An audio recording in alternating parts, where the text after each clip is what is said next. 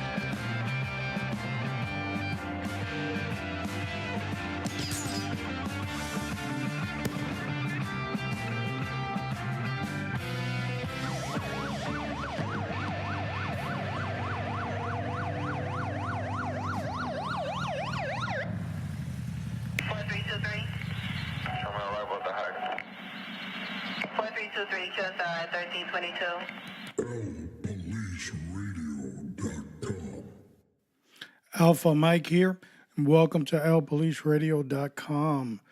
We are going to look at policing in America and the proclamation that was set by President John F. Kennedy on May 4th, 1963. And I read, whereas from the beginning of this nation, law enforcement officers have played an important role in safeguarding the rights and freedoms which are guaranteed by the Constitution and in protecting the lives and property of our citizens. And whereas through constant application of new procedures and techniques, such officers are becoming more effective in their enforcement of our laws. And whereas it is important that our people know and understand the problems, duties, and responsibilities of their police departments and the necessity for cooperation with them in maintaining law and order.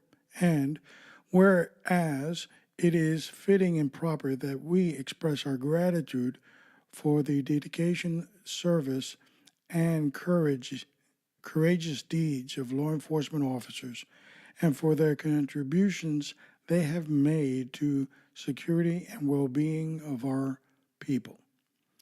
Whereas by joint resolution approved October 1st, 1962, the Congress has requested the President to designate May 15th of each year as Peace Officers Memorial Day and the calendar week during which such May 15 occurs as Police Week.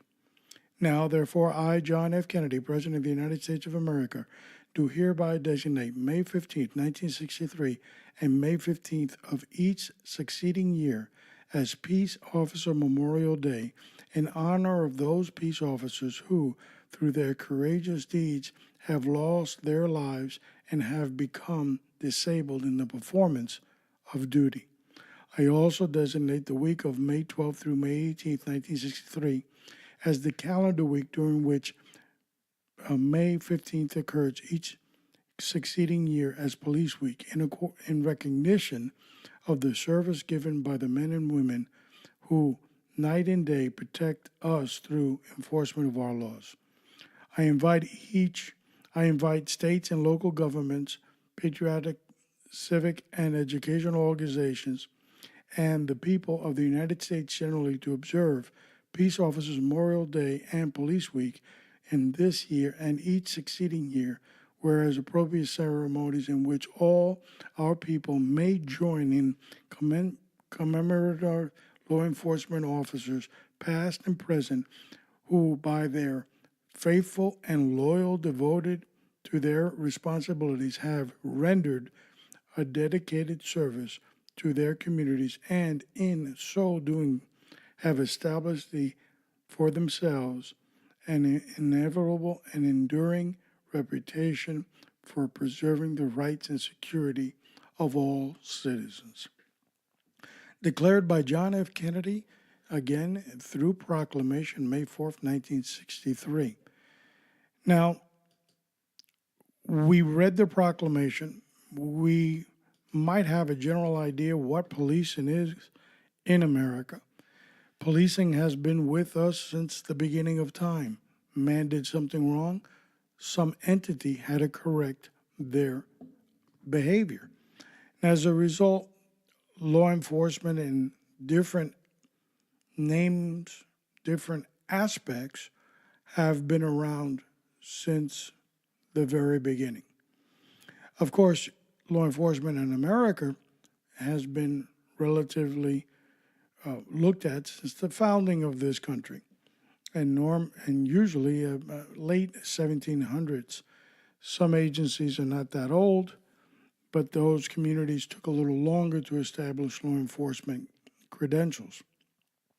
So from the time we look at the proclamation of John F. Kennedy in 1963, policing prior to that, it's kind of erratic, out of, do it yourself.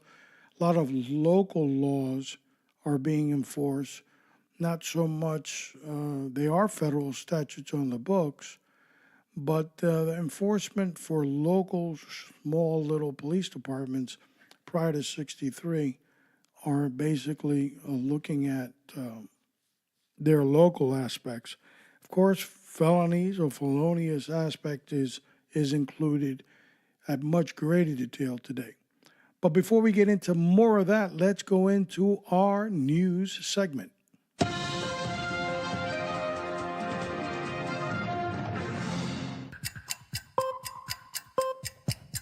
One.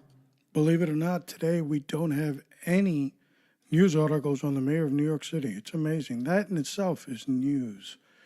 But we do have some news about New York City. NYPD sergeant suing Starbucks after violent encounter.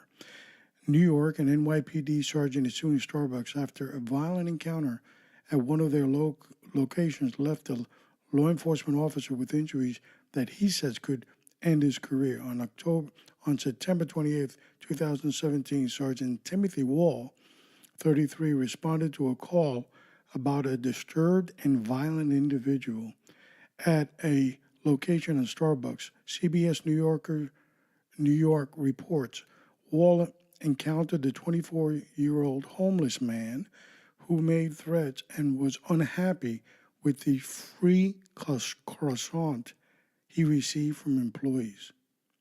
Did you hear what I said? Free. Oh, no. He said he wanted to kill everybody at the location. Wall said he went to grab the bag that the individual had, and the fight ensued. Basically, what you have on this story is the bleeding left. New York City, San Francisco, all these leftist places are really obsessed with allowing the homeless to do whatever they want. Urinate in the street, defecate in the street, pick fights with people for money. And now Starbucks is giving out free food and drink to the homeless whenever they want. Now, I know your compassionate heart says, well, we're helping, but some of these people are seriously mentally ill, and there is a chance for a violent encounter, and here you have it. So poetic justice to Starbucks that I hope they do get sued, and I hope they get slammed on this one, because there's a place for everything, but not necessarily at the cost and risk of other individuals getting hurt. So, too bad, Starbucks. I'm not in agreement with you. 2. Oklahoma inmate overpowers deputy and escapes jail. Yep. Law enforcement are searching Monday for a jailed inmate who overpowered a deputy and escaped the Garvin County Jail Sunday night, Sheriff Larry Rose said. Jason Glenn Wills, 32, was being escorted by a deputy to get ice from the ice machine in the courthouse About 9:30 p.m. Sunday, Rhodes reported when the deputy unlocked a door to return to the jail area of the courthouse, Willis assaulted the officer and ran, escaping through an emergency exit. Here's another example of buffoonery. I'm sure that this was telegraphed from the word go. One deputy told the other deputy, "Hey, get some ice on the ice machine." "Yeah, okay, I'll go do it now." "Well, I'm going to take him back." So now you just told the bad guy what the plot is. You're going to open a door and we're going to walk out of here because you're going to get ice and then we're going to come back. The only problem is that the bad guy said, "Well, I'm not coming back. You're going to stay here. I'm leaving." 3, And this last story will probably be very sad for those that love aspiring artists. While this one is an inspiring singer who gets prison for plot to join ISIS. Yeah, that's right. An inspiring New Jersey musician twisted desire to join ISIS cost him his freedom this week. Samuel Topaz, raised in a middle-class Fort Lee neighborhood by a Catholic mother and an Orthodox Jewish father, was sentenced Tuesday to 8 years in federal prison for plotting with 4 friends to travel to Syria and join the terrorist group. He's another moron. They got too much time on their hands. Recruitment for these scumbag groups are well known, not only through YouTube and other means, social media. These individuals have a desire within their heart that they hate the country. Because if you were raised properly, you would know the difference between good and bad. And you would know that this group is bad. You would also have pride in your flag of your country, the national anthem, and becoming an American citizen, or being an American citizen. But somehow, young Samuel here did not get that message. So he started to have roots growing in his heart, hating the country. Scumbag tried to join ISIS. Scumbag went away. Bye-bye for 8 years for being a moron. It's amazing. It's amazing they actually know how to put on their pants in the morning. Where's the bugler? Hello?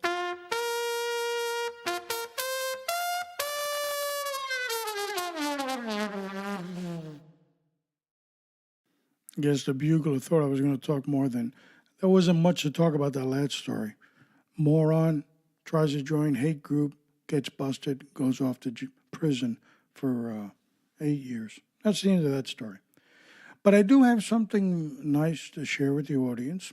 This past weekend, I had the pleasure of traveling back to the homeland, which is Miami.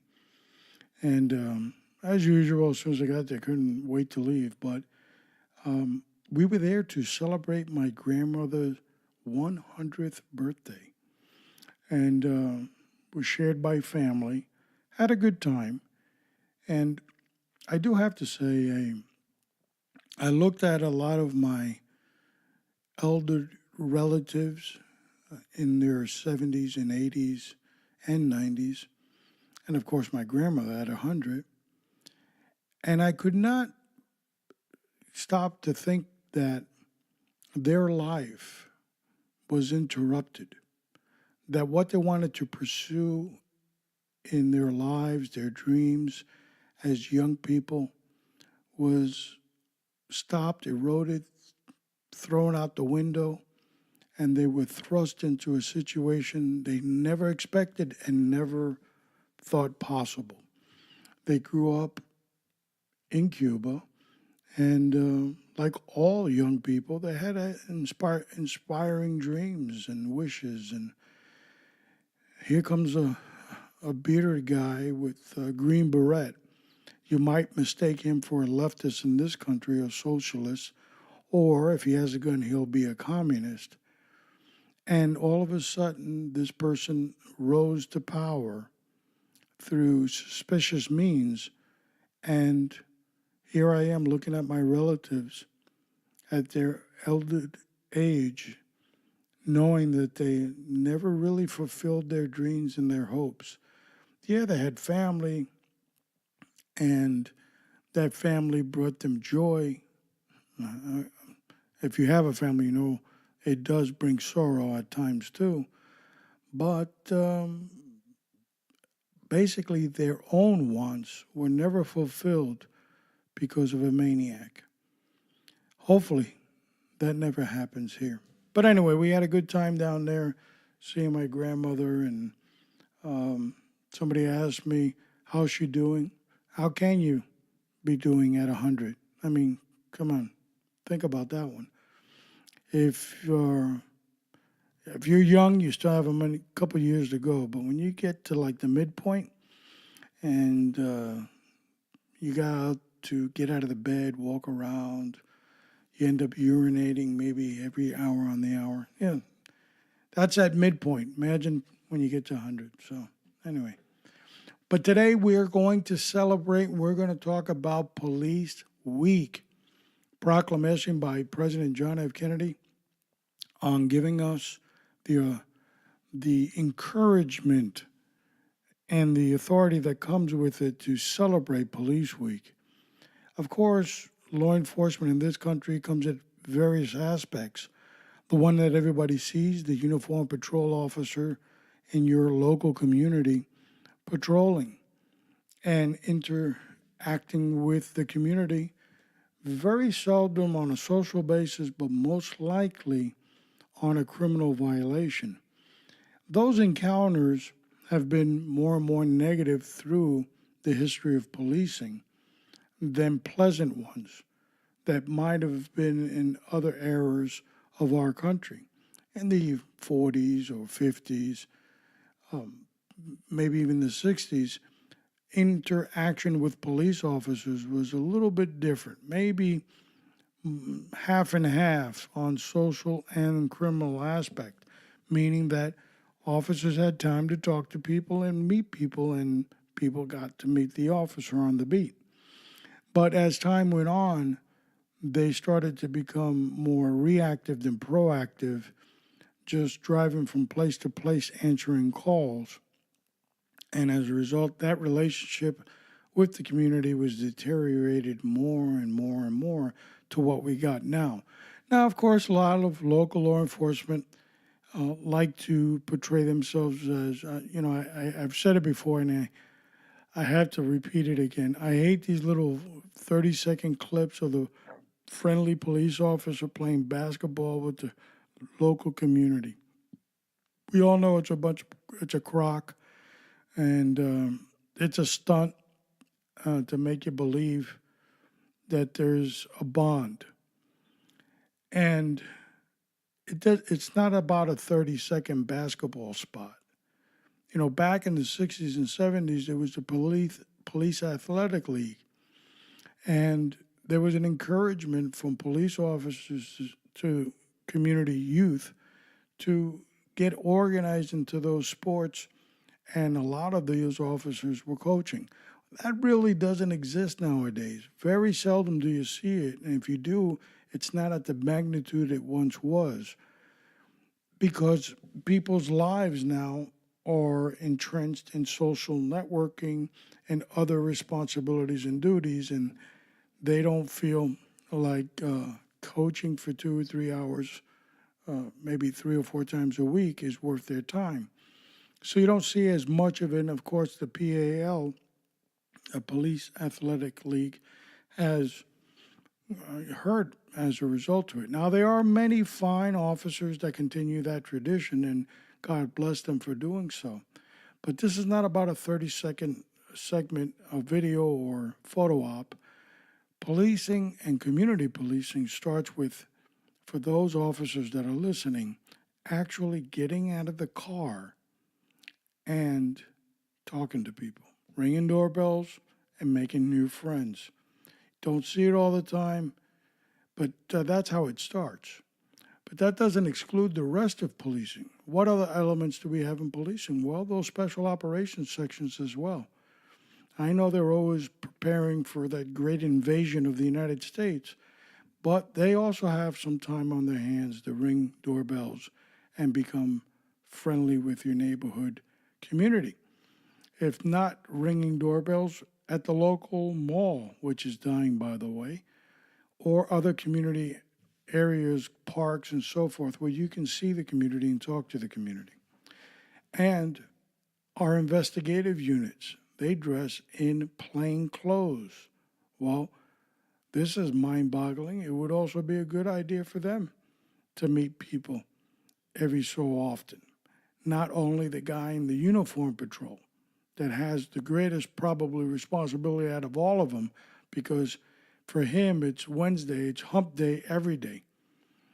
And it's a little bit more difficult for the patrol guy to do it. So you got those special areas, and you've got investigative areas, and you've got the regular patrol. They can all get out and talk to the community more often. And of course, our brainiacs over at headquarters managing the whole operation, they have this phony little thing they do, which is coffee with the community. Listen, if you've got to, in order to talk to the community, set up a social event with cameras for maybe about half hour, you failed. This is an everyday thing. And if you can do it every day, then you're going to meet a whole bunch of new friends. And one of the problems in policing is they're humping from call to call. The distance between the rank and file in policing and the community has gotten farther and farther apart. And I know there are many people out there, oh, not in my community. My community, we love our police officers. It's not about hating anybody. This is about getting to the root of a lot of problems. And sometimes you can only enforce things when you physically get out of the police car and look, hear, smell, touch. Inside the patrol car, traveling at maybe 30 miles an hour down the street, not the same. It just doesn't work. I don't know. It might be me. But that policing, community policing aspect is important. One aspect that is greatly needed to become a people person. And I want to, share a quick story. One of the assignments I had, I was in the training section of my agency, and the brainiacs over at the Palace, they came up with a great theory. Oh, let's get the special units that really don't do anything, and we'll put them in operations once a week so we can lower some of the overtime. So I'm only in training. I've only got mandates that I've got to train 2,100 people like yesterday.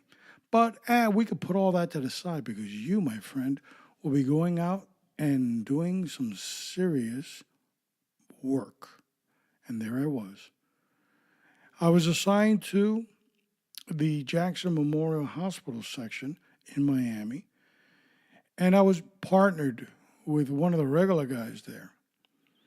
And I was partnered with a guy that I always called the mayor of Jackson Memorial Hospital. This guy had such a humongous, great personality. He spoke to everybody. He made everybody feel good. He had jokes. He had everything. Everywhere we went, everybody knew who he was. And those community people that were there for whatever reason that didn't know him, they would soon find out that he had always a good word and a great disposition about him. And I soon picked up the trait, and I started saying hi to people as we would walk around and do our thing. And wherever people encountered us, we made them feel good. His philosophy was one. He goes, listen, people come to the hospital because news isn't great at home. There's something going on. And That's really what happens when most of the people go to hospitals, other than somebody giving birth. That's not a bad thing, that's a good thing. But the greater majority of those times, there's tragedy behind it. And he would say, if I could make people's life a little bit better with a little smile and all that, then let me do so because I feel better. And as a result, that disposition of his was awesome. And he's not around any longer, and I'm not going to really get into it. Maybe in a later show. He was a great individual that he touched a lot of hearts, and a lot of people in rank and file were touched by him always, by that great disposition. And I don't want to really get into what occurred with him. He's no longer with us, as I said, because it would ruin the story. But God bless every action that he did on a lot of people that I can attest were having very difficult time. And as a result of that little brief encounter with him, they left smiling. And that in itself is community policing. We need to do more of it. We need to be a little bit more understanding on a lot of things. Sometimes, and I'm not criticizing police officers, mostly giving a kick in the shins to police departments. They kind of hire kids that are secluded, middle class, great neighborhoods they grew up in, and then they throw them in little neighborhoods with a little bit more crime to it, a little bit more touchy-feely color to it, and expect them to actually know how to carry their day-to-day operations. You can't teach it in a book. You can't teach it in a 45-minute class in the academy. You got to have people skills. And sometimes those people skills are not even being taught at home. And there lies the problem with policing. But there are three elements to policing. There is the federal, state, and local aspects of it. Of course, the federal government has a large chunk of the law enforcement aspect in this country. But we, as citizens, don't really come in contact with them on a day-to-day basis. Secret Service, FBI, border enforcement, and so forth. But they're out there. Then you have local, which could be your town, city, sheriff, borough, precinct type of policing. And there the aspect is a little bit more negative, the contact, because usually on a daily basis, citizens have negative contact with law enforcement than positive ones. If I stop you to give you a summons for traffic, that's not a very positive relationship building there. Or if you call police for services because something bad happened, domestic related, a burglary, a robbery, or of that nature. So the everyday, day-to-day interaction with local law enforcement in the local communities sometimes is very much negative than positive. And then the state aspect, similar to that of the federal, with the exception of maybe their highway patrol and so forth. And of course, any interaction with them is negative if you're giving speeding tickets and so forth. But again, a little bit, as I said, like the federal government, their aspect is a little bit more hidden and secluded. So really, local law enforcement's taking the brunt of the hate out there, and they're taking the brunt of the assaults and these cowardly acts of killing police officers. I can't say it enough. What they do on a daily basis is underpaid and underappreciated. I know there's a lot of people that say, thank you for your service, because it sounds good. But thank you for your services. When you see something, you report it. When you can interact with the community on a positive for law enforcement, you do so. When there's a gap, you fill it in. And when you need to advocate on behalf of local law enforcement, do so. They need resources badly that, as we talked about, our leftist political friends always have a chance to kick law enforcement in the where, they will. There's an interesting episode that's coming up on LPolice Radio, and it's coming up. I don't have the exact calendar in front of me, but you'll hear it here on LPoliceRadio.com before September, I can tell you. And it's called Flint. It's about a documentary that was done. It's on Netflix about the Flint, Michigan Police Department. And again, we're going to get into it more in that episode, but the ugly left shows its ugly fangs and kind of destroys the agency. But we'll talk about that at a later time. Encourage people to encourage police. Encourage your local government to encourage police. Not for a photo op, not for a 15-second video, but for a lifetime. And more importantly, encourage your little ones that when they see police, they embrace police. How many parents tell their little ones, if you continue to act bad, I'm calling the police officer and he's going to take you away. There's where it starts, for folks, from a very early age. If you plant that negative seed in their head, it will stay there.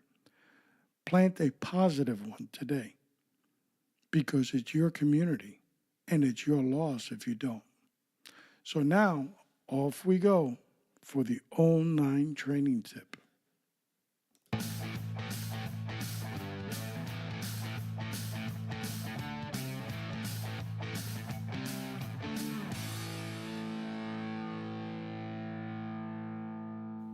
Now, I know we've been talking about policing and the aspect of community policing, so I want to take this opportunity in our 09 training tip to talk about de-escalation or interacting with the community. When a police officer is called to a scene, the attitude is paramount in diffusing any situation, that we know. But more importantly than what the police officer says is what he hears or she hears. You see, listening is more communicative skills than talking. Your body language, your body positioning. How eager are you to listen to what's being told to you? How do you interact with it?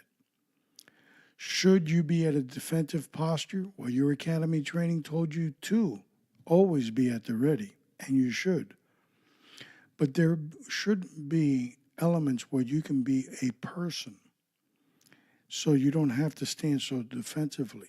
As you listen attentively, encouraging the conversation to go along, reiterating at sections of the conversation what you hear and your feedback. That goes a long way than so many unspoken words. What it tells the community is, the officer listened to my needs. Doing that on an everyday basis is so important. It changes our attitude, our perception, and more importantly, our listening skills. I think that if you do that on a daily basis, you'll have a very, very productive career. Now, it's time to hop on because we're going into the conversation.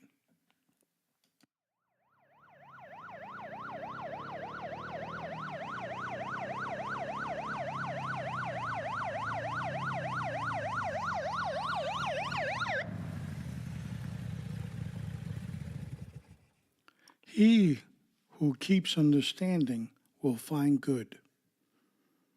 Proverbs 19. So let's take a look at that verse and see what it says again. He who keeps understanding will find good. What type of understanding is the scripture talking about?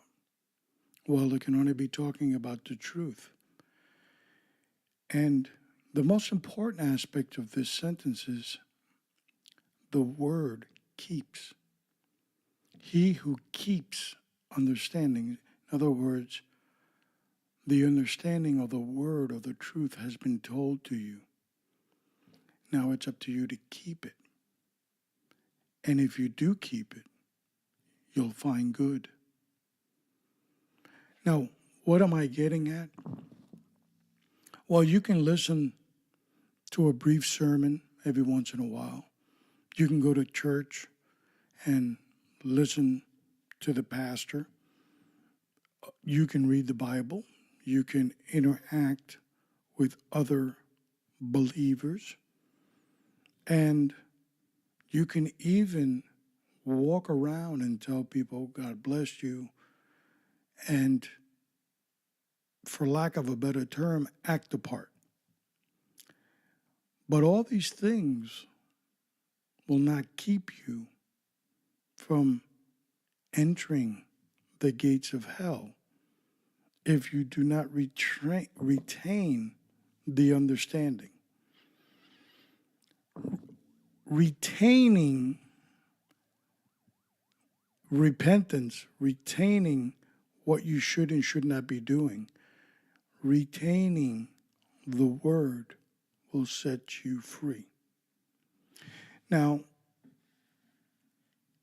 people that are in law enforcement, and we're celebrating this week of police work, where we have a profession that basically deals with the misfortunes of human beings, sometimes the evilness of human beings, sometimes that heart that is so hardened by other circumstances that the encounter with a police officer is not going to change it. It might even make it worse.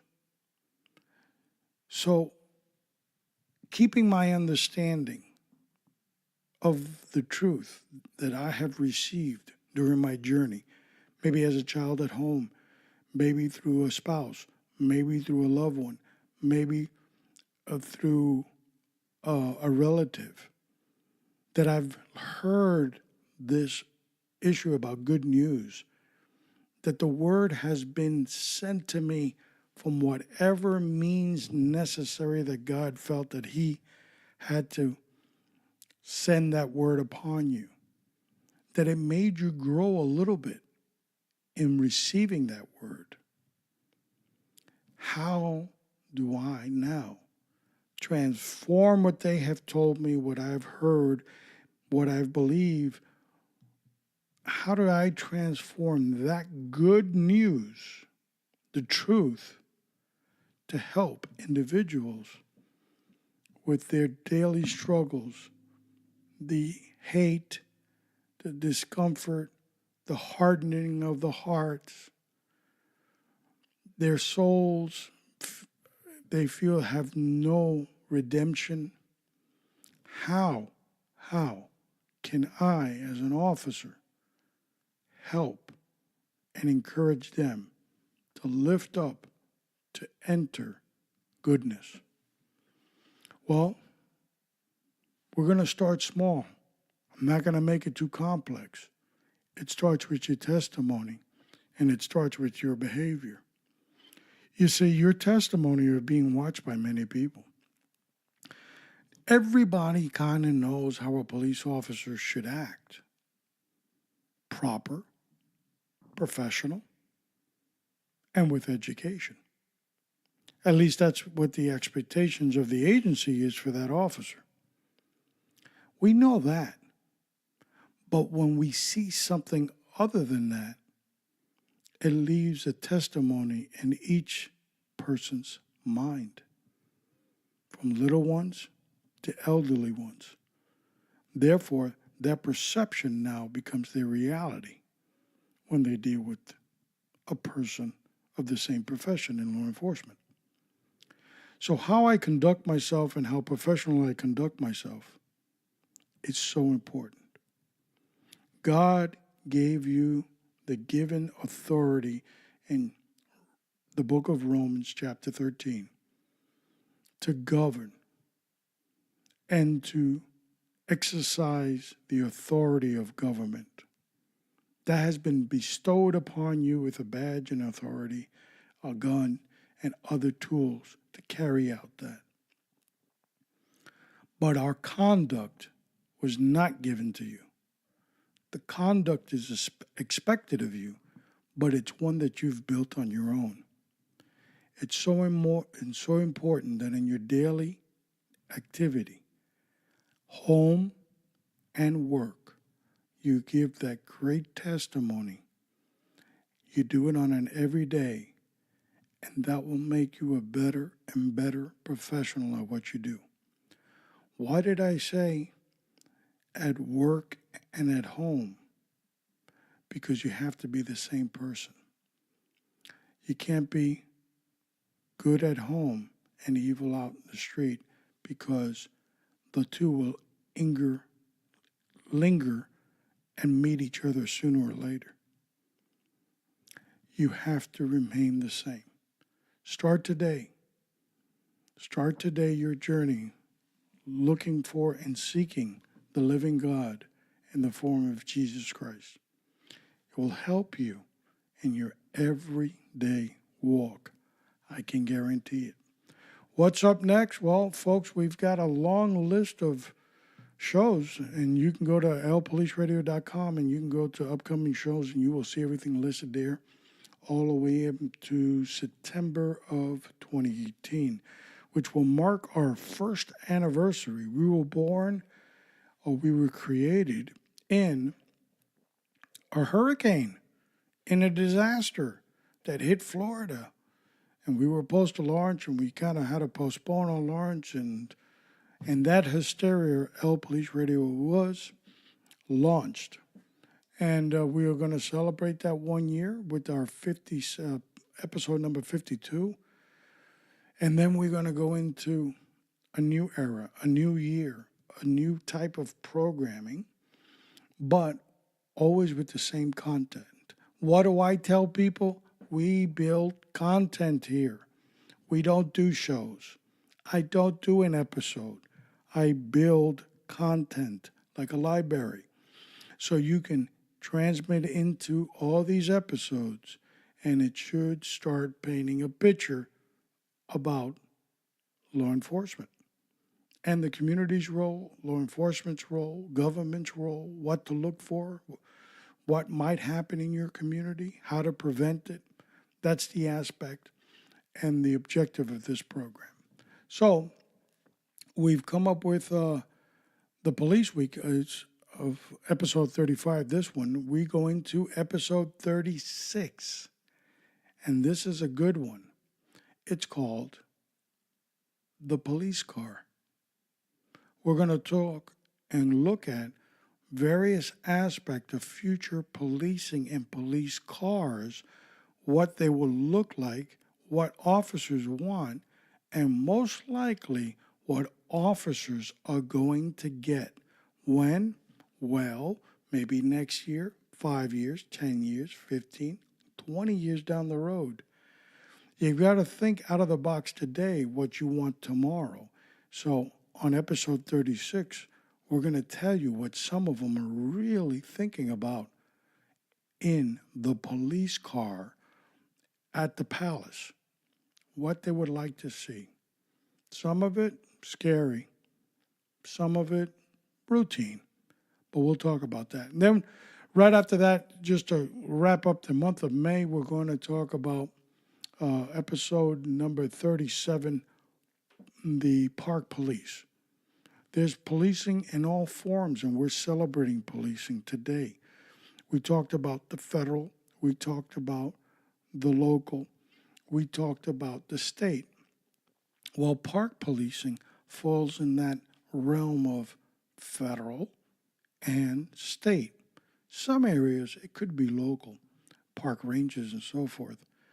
but mostly federal and state. And there's so many aspects of policing in America. We could look at, I think, 18,000 law enforcement agencies in the country. That's a lot. So you're going to get it from the garbage police to the park police to the beach police to the city police to the police that police the police. But they're different aspects of it. The park police, we're going to look at their unique role and why are they there? Do they have to be there? Or can we act civil at the park? And that's on episode 37. To wrap up the show today, folks, we celebrate Police Week. We talked about President John F. Kennedy signing the proclamation May 4th, 1963, giving authority for all to celebrate Police Week. I cannot say it enough. We have to recognize the importance of policing. Without policing, we are a lost civilization. Without policing, hate would win over love. Crime would win over correct citizens or acting appropriately. Evil would be victorious over good. Without policing, people would not know how in any aspect to get to and from work because the disorderly conduct would be so great they might not be at work. People would take traffic lights, be disobedient at every turn because there's nobody to tell them anything. Our life would be so miserable. You couldn't leave your home because you wouldn't know when they would break a window to try to get in because lawlessness is the rule of the land. There are many countries in the world that live as exactly what I described, but not in America. The importance of encouraging, supporting, and loving your local law enforcement is so crucial. Don't look at the person in the uniform. Look at the uniform. See, if you look at the person, you're going to not like their size or their gender or their color or their last name. Something might bother you. No, look at the uniform because that uniform represents the authority. That uniform will come to your assistance regardless of what the situation is or who you are. If you need help, that uniform has created a special number that you have to dial. It's only 3 little numbers, 9 and 2 ones preceding that. And they will come, regardless of what you've done, regardless of what's occurred, regardless of what the need is, they will come. Even if it's of great danger to themselves, they will come. They never negate that. It is so hard because they have to turn to their loved ones every day and say good night or goodbye or I'll see you later on today, not knowing if that later on today is a reality. It's so hard because we're all human.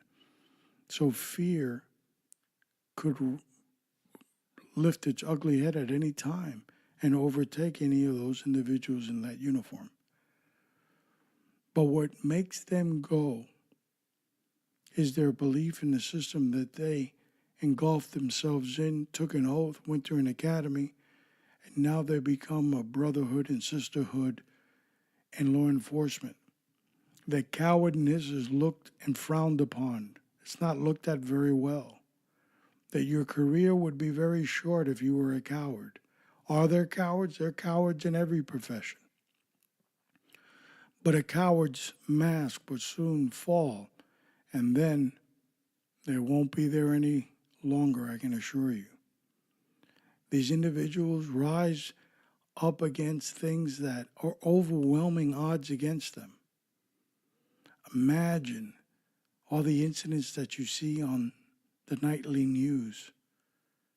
Somebody's mother, somebody's father, a brother, a sister, a child is the one inside that uniform. And they're running towards danger to save people they don't even know, to catch bad people so they won't hurt good people. We all know the aspect of law enforcement, but do we encourage its support?